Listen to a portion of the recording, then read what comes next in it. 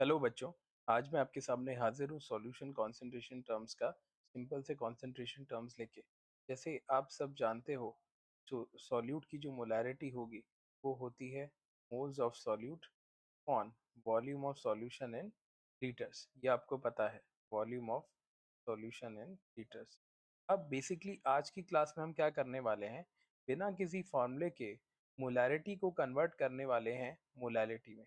Molality क्या होता है? ये होता है mole of solute upon mass of solvent in KG, है ना? यही होता है इसके अंदर। तो mass of solvent in KG और इसकी यूनिट हो गई मोल पर केजी।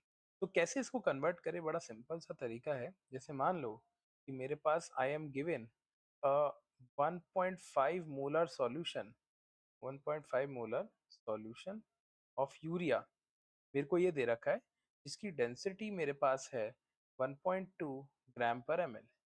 ठीक है, अब मैं आपसे कह रहा हूँ फाइंड इट्स मोलैलिटी। ठीक है, तो सबसे पहले क्या सोचना है, आप ये सोचो कि यार 1.5 मोलर है, इससे क्या समझते हो? पहली लाइन यही लिखोगे। इससे समझते हो कि 1.5 मोल्स ऑफ यूरिया प्रेजेंट है कितने में, 1000 ml सॉल्यूशन या 1 लीटर सॉल्यूशन। अब देखो, वो आपको डेंसिटी देगा। मोलैलिटी के लिए क्या चाहिए? तुम्हें मास ऑफ सॉल्यूशन चाहिए या मास ऑफ सॉल्वेंट चाहिए होगा उसके बाद।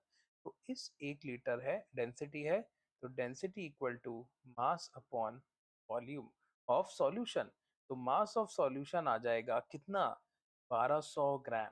इस 1200 ग्राम सॉल्यूशन में 1.5 मोल यूरिया घुला है, या सॉल्यूट है, पानी सॉल्वेंट है, और यूरिया का मास हो जाएगा 1.6 इंटू 1.5 इंटू 60, या इट इज 90 ग्राम्स। इसका मतलब 90 ग्राम सॉल्यूट है, सॉल्वेंट प्लस सॉल्यूट का मास है 1200 ग्राम। तो सॉल्वेंट का मास कितना होगा बेटा? सॉल्यूशन के मास में से सॉल्यूट का मास माइनस कर दो, तो आपको मिल जाएगा 1110। ठीक है, ये मिल जाएगा आपको। और जब आप इसको सॉल्व करते हो, तो अब सॉल्वेंट का मास पता चल गया। इस सॉल्वेंट के मास में यूरिया के कितने मोल घुले हैं? 1.5 मोल्स ऑफ यूरिया घुले हुए हैं, ये आप देख पा रहे हो।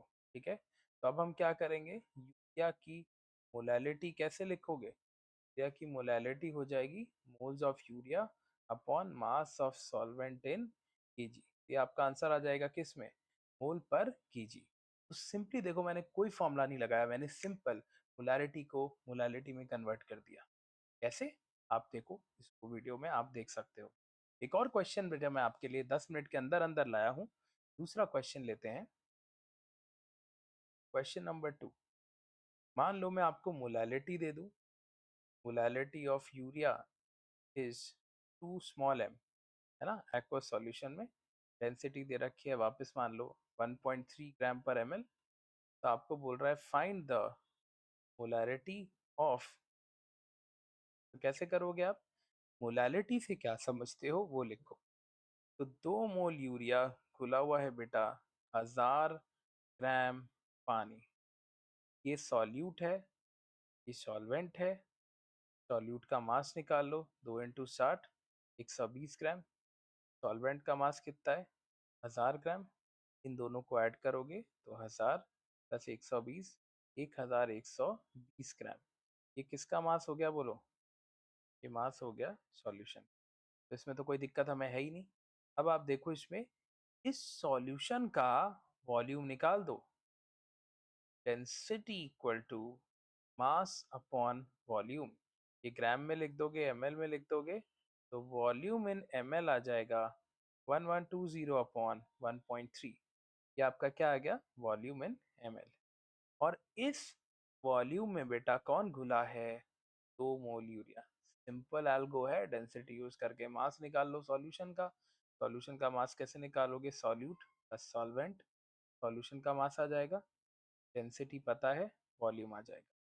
तो अब सिंपली क्या हो जाएगा? मोलैरिटी ऑफ यूरिया हो जाएगा moles of urea upon volume of solution in. ये आपका हो गया मोल पर लीटर में क्या? मोलैरिटी। देख सकते हो, सिंपल तरीका है इसको सॉल्व करने का। ठीक है, एंड ऑल द बेस्ट। मिलते हैं अगले लेक्चर में जिसमें मैं आपको और कंसंट्रेशन टर्म्स के बारे में बताऊंगा। Take care, keep rocking my friends.